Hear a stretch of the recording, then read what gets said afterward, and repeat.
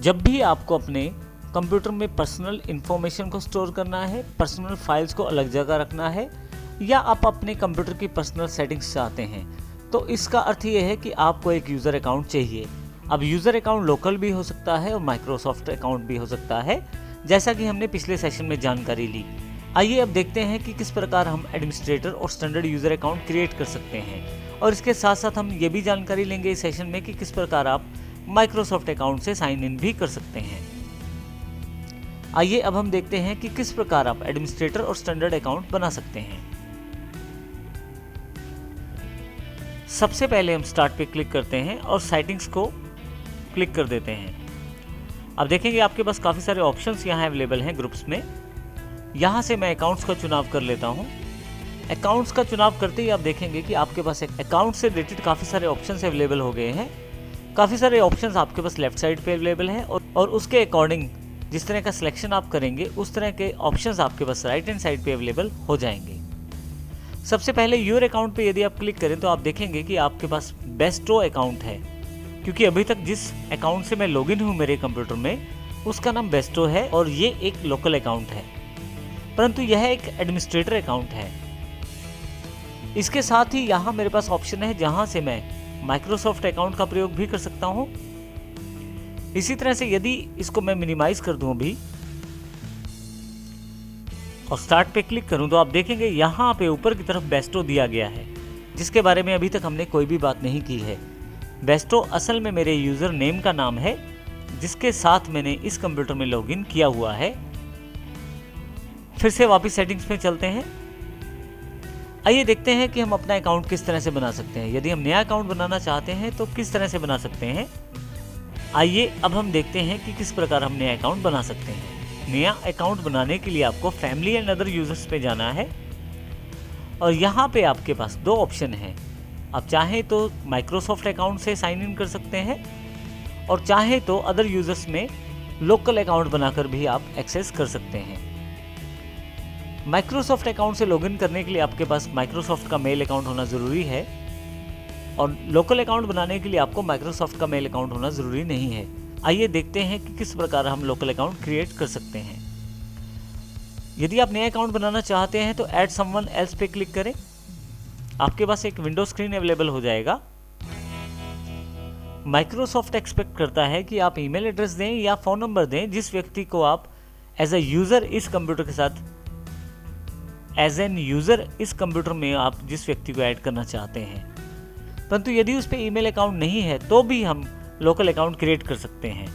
अब नीचे की तरफ देखें, आपके पास एक ऑप्शन है I don't have the person sign in information. मैं इसको क्लिक कर देता हूं।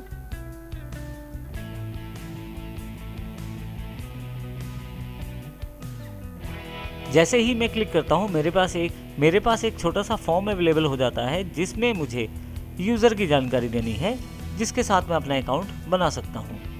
आइए यूज़र की जानकारी देते हैं। नीचे मैं उस यूज़र का अगर मेरे पास कोई ईमेल आईडी अवेलेबल है तो वो फिल कर देता हूँ, और यदि मेरे पास ईमेल अकाउंट नहीं है तो यहाँ से मैं नया ईमेल अकाउंट बना भी सकता हूँ, परंतु इसके लिए ज़रूरी है कि मेरे पास लैपटॉप या कंप्यूटर में नेट अवेलेबल हो। इसी के साथ जिस पासवर्ड से आप अपना कंप्यूटर खोलना चाहते हैं वो डालें।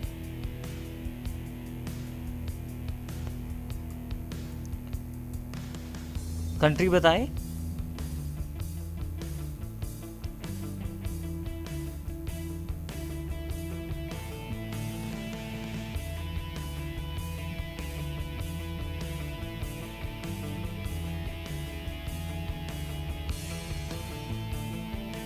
यहाँ पासवर्ड डालें जो कम से कम 8 अक्षर का होना चाहिए।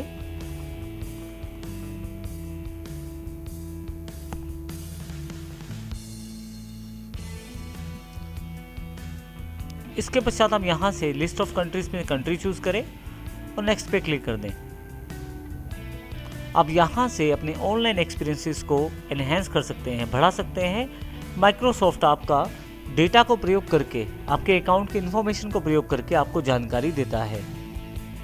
इसके अतिरिक्त माइक्रोसॉफ्ट द्वारा समय समय पर जो ऑफर्स दिए जाते हैं प्रमोशनल, वो भी आप प्राप्त कर सकते हैं यदि आप इस बॉक्स को चेक करते हैं तो। अभी मैं इसे नेक्स्ट कर देता हूँ।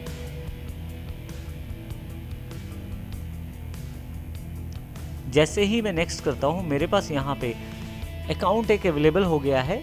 अब मैं इस अकाउंट से भी लॉगिन कर सकता हूँ। यदि आप इस अकाउंट पे दोबारा क्लिक करें तो आप देखेंगे यहाँ पे दो ऑप्शन अवेलेबल हैं, चेंज अकाउंट टाइप और रिमूव। अब चेंज अकाउंट टाइप पे क्लिक करें। आप देखेंगे कि यहाँ पे अकाउंट के टाइप की जानकारी है, जैसे कि आप इस अकाउंट को एज एन एडमिनिस्ट्रेटर प्रयोग करना चाहते हैं या एज अ स्टैंडर्ड यूज़र। दोनों में जो अंतर है हमने पिछले सेशन में डिस्कस किया है इसके बारे में। मैं यहाँ इसको स्टैंडर्ड यूज़र के रूप में सिलेक्ट कर लेता हूँ और ओके कर देता हूँ। इस तरह से आप अपना अकाउंट बना सकते हैं आसानी से, और यदि आप चाहें तो इस अकाउंट को हटा भी सकते हैं। इसके लिए बस आप रिमूव करें तो आपका ये अकाउंट यहाँ से हट जाएगा। आप अपने ऑफिस, फैमिली या फ्रेंड्स के लिए अलग अलग तरह के अकाउंट टाइप को प्रयोग कर सकते हैं, जैसा आपको सूटेबल लगता है अपनी रिक्वायरमेंट के अनुसार। इस प्रकार से आप अपने अकाउंट को बना सकते हैं और उन अकाउंट से साइन इन कर सकते हैं।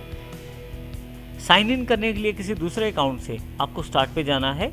जिस अकाउंट में आप लॉगिन है उस अकाउंट से आपको लॉग आउट करना है। आप राइट क्लिक करें यहाँ पे, साइन आउट करके आप यहाँ से बाहर आ सकते हैं। इसके अतिरिक्त आप यहाँ पे यदि राइट क्लिक करें स्टार्ट पे तो यहाँ आपके पास ऑप्शन अवेलेबल है शट डाउन और साइन आउट। यदि यहाँ से मैं साइन आउट कर देता हूँ तो मेरे पास स्टार्टिंग स्क्रीन अवेलेबल हो जाएगा, जहाँ से मैं दोबारा लॉगिन कर सकता हूँ दूसरे अकाउंट के साथ। और यदि आप किसी यूज़र को डिलीट करना चाहते हैं तो आप सेटिंग्स पे वापस आएँ, फैमिली एंड अदर यूज़र्स पे जाएं और यहाँ से रिमूव कर दें। यहाँ आपके पास ऑप्शन अवेलेबल हो जाएगा कि क्या आप केवल अकाउंट को डिलीट करना चाहते हैं या उस अकाउंट में जो फाइल्स रखी गई हैं या डेटा रखा गया है उसको भी डिलीट करना चाहते हैं। तो यहाँ आपको ध्यान रखना है, यदि आप उन अकाउंट्स के साथ डेटा भी डिलीट करना चाहते हैं तो डिलीट अकाउंट एंड डेटा को क्लिक करें। आपका ये अकाउंट यहाँ से हट जाएगा और इस प्रकार आप नए यूज़र को हटा भी सकते हैं। तो इस प्रकार हमने देखा इस सेशन में किस प्रकार हम लोकल अकाउंट बना सकते हैं, एडमिनिस्ट्रेटर या स्टैंडर्ड अकाउंट सेट कर सकते हैं और किस प्रकार साइन इन कर सकते हैं।